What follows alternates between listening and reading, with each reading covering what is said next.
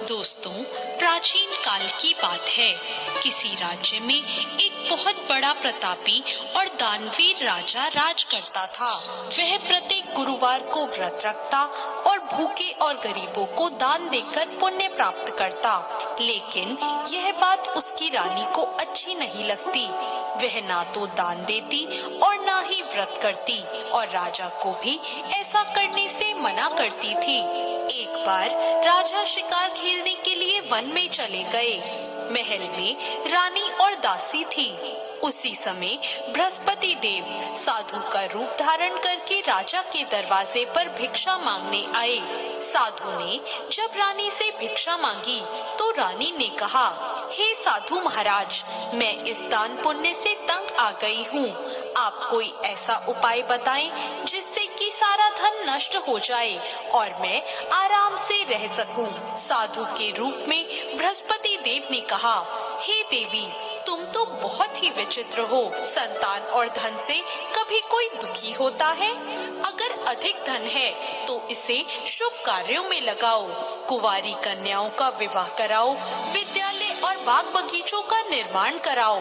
ऐसा करने से तुम्हारे दोनों लोग सुधर जाएंगे।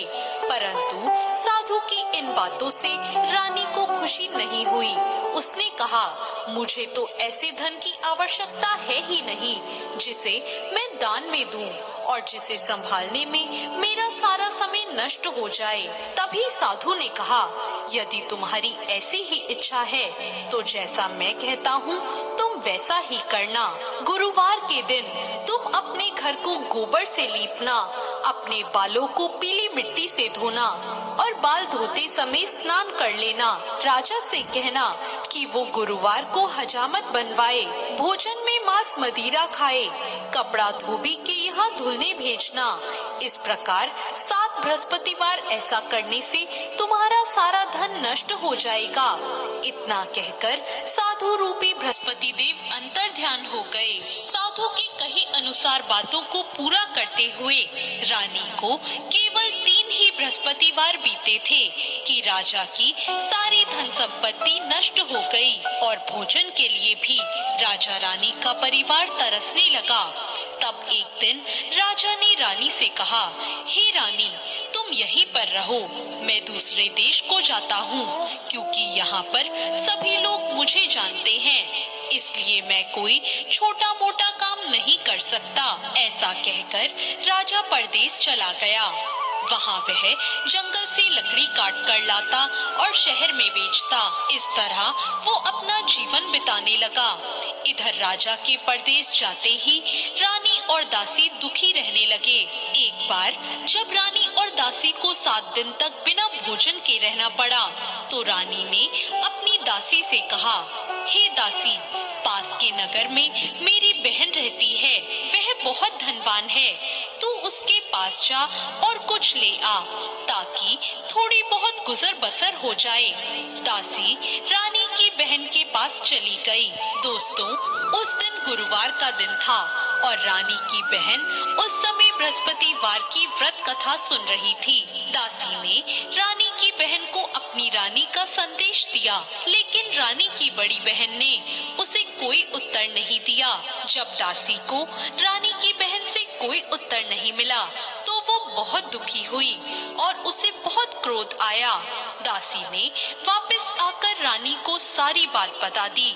यह सुनकर रानी ने अपने भाग्य को बहुत कोसा, लेकिन उधर रानी की बहन ने सोचा कि मेरी बहन की दासी आई थी, परंतु मैंने उससे कुछ नहीं बोला और यह जानकर वो बहुत दुखी हुई होगी। रानी की बहन ने कथा सुनी और पूजन समाप्त करके वो अपनी बहन के घर आई और उससे कहा, बहन, मैं बृहस्पतिवार का व्रत कर रही थी, तुम्हारी दासी मेरे घर आई थी, परंतु जब तक कथा होती है तब तक ना तो उठते हैं और ना ही बोलते हैं, इसलिए मैं कुछ नहीं बोली।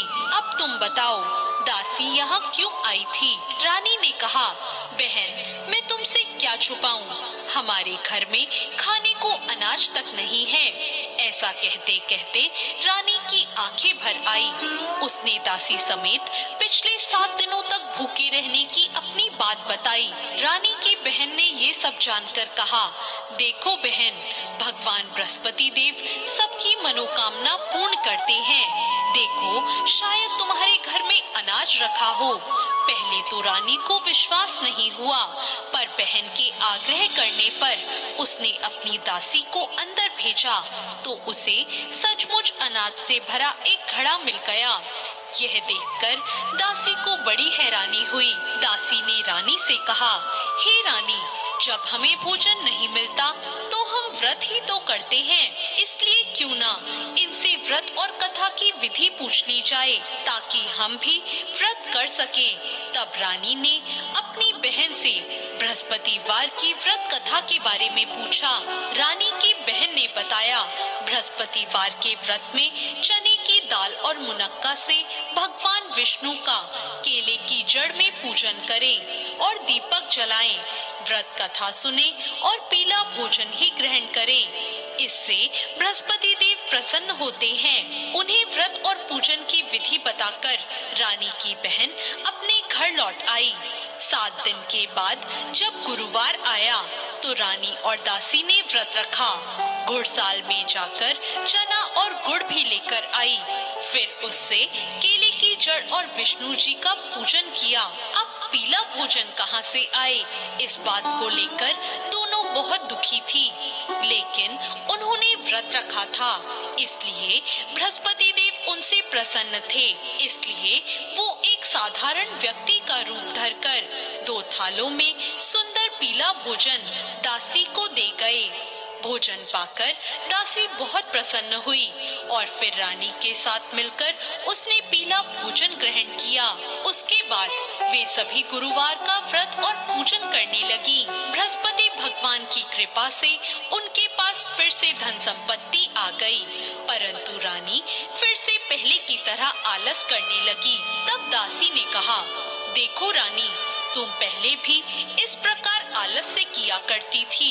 तुम्हें धन रखने में कष्ट होता था, इस कारण सभी धन नष्ट हो गया, और अब जब भगवान बृहस्पति की कृपा से हमें धन फिर से मिला है तो तुम फिर से आलस से क्यों करती हो।